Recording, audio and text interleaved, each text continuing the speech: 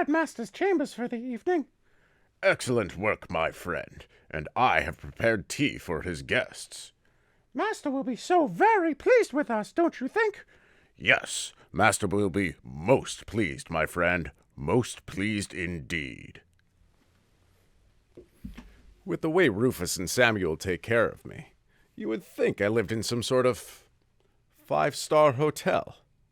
But things aren't always this pleasant, and nothing is exactly as it seems. Which brings me to tonight's tale. Come, join me, James Démence, your curator of creepiness, for this week's story of suspense.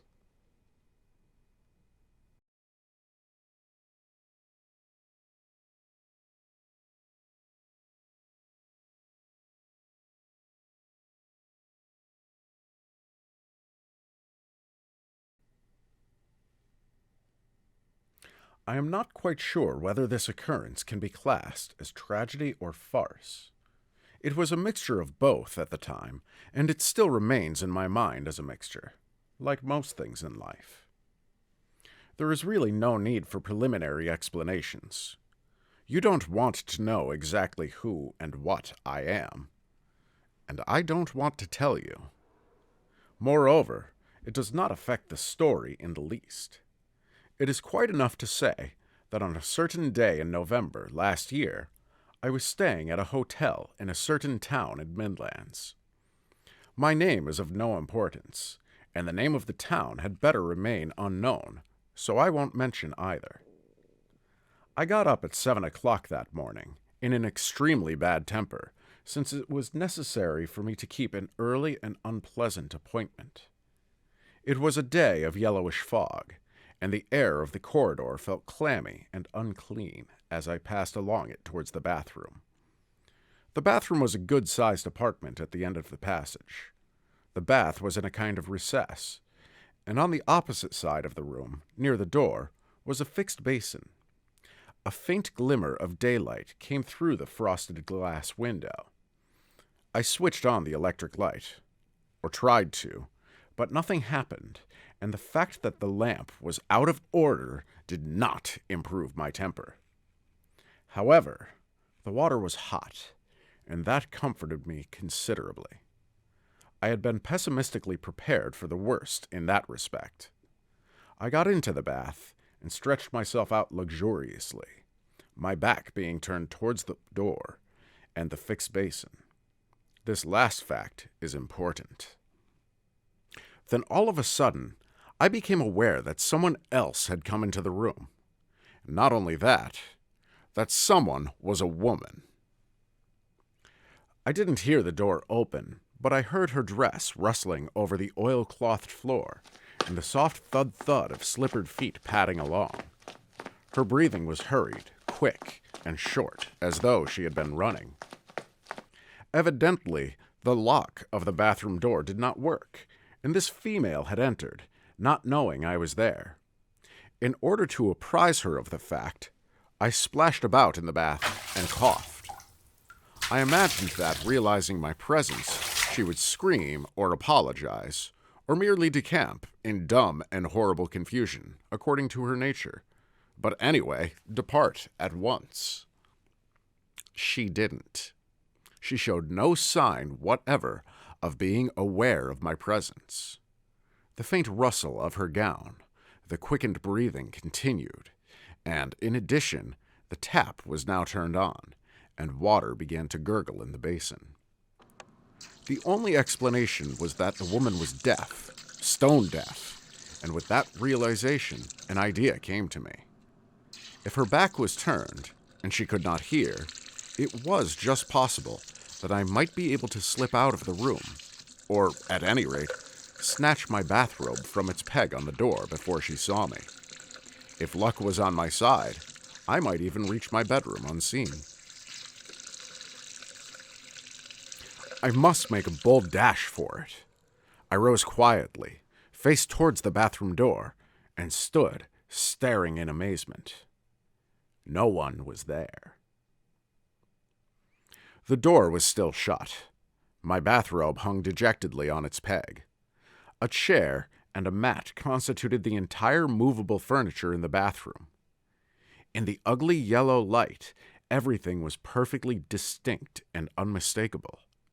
And yet, from the basin, there still came the sound of splashing, the panting breaths, the little rustling movements, as of a female washing her hands. Someone was there in the room, close to me, not 2 yards away, but I could not see her. The quick breathing was interrupted by a sound, which was something between a sigh and a sob, almost a moan. It was a sound infinitely pitiful. It seemed to come from someone in desperate distress. Then followed a renewal of the splashing, another pause, another heartbroken sob, a tearing, desolate sound, which made me forget my own absurd and undignified position. I say, "What is it? What's the matter? Can't I do anything?" I asked. There was no answer. Only the sounds from the direction of the basin continued uninterruptedly. And there I stood in the bath, staring at nothing visible, the steam rising about me, the water dripping from my body. A ridiculous sight enough, if there had been anyone to see. But I had forgotten that. I was only conscious of someone very near at hand, apparently in desperate misery. The splashing ceased. Again came the long-drawn sound like a groan, the rustling of the skirt, the padding steps towards the door, then silence. I shivered in the cold, dank air, got out of the bath, rubbed myself into dryness and comparative warmth, slipped into my bathrobe, and returned hurriedly to my bedroom. I thought of nothing else while I dressed. The thing haunted me and would not be shaken off. But I did not go downstairs with a haggard face and whitened hair. The hotel manager did not say, "Good God," and stand horrified at the sight of me and afterwards whisper in tense accents, "Have you seen anything?" No, nothing of that sort happened. The manager encountered me in the hall and merely said, "Good morning, sir," whilst I went on to seek for breakfast, which had to be dispatched hurriedly in order that I might keep my appointment. But I was not quite so hungry as usual, and I thought a good deal during that solitary and rather cheerless meal.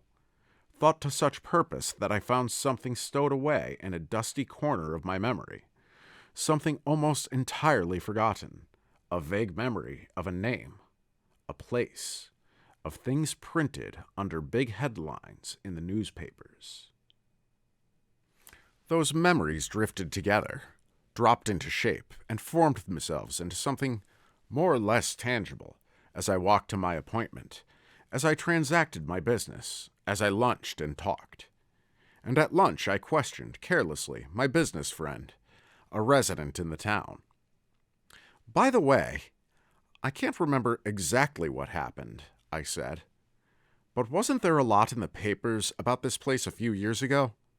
A suicide, or murder, or something beastly in that hotel I've been staying at?" Yes, you're right." My friend leaned forward over the table with a healthy enjoyment of horror. Murder it was. The murder of Mr. Burton, who was staying with his wife at the hotel. It was a terrible business. I can tell you, it made a tremendous sensation here. They found Burton in bed one morning with his throat cut. Do you remember? And his wife, the poor little woman, was crouched in a corner of the room, simply out of her senses with terror. She could not give any intelligible account of what had happened. She must have actually seen the crime committed.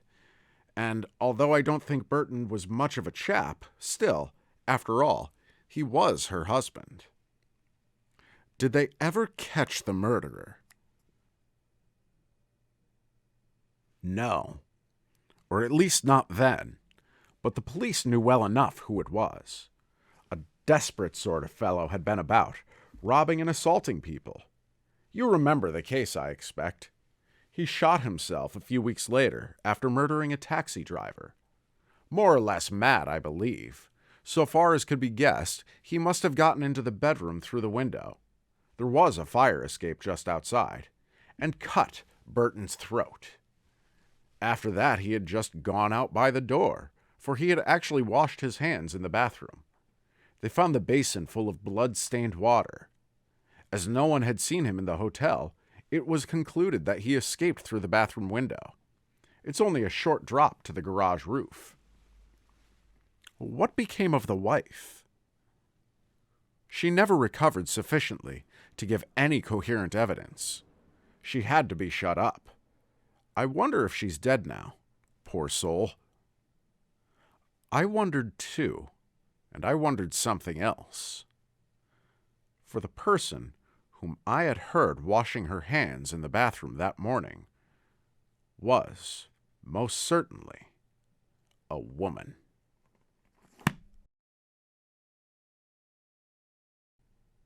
And so, my friends, the time has come for us to part ways once more, as Rufus here has run me a bath.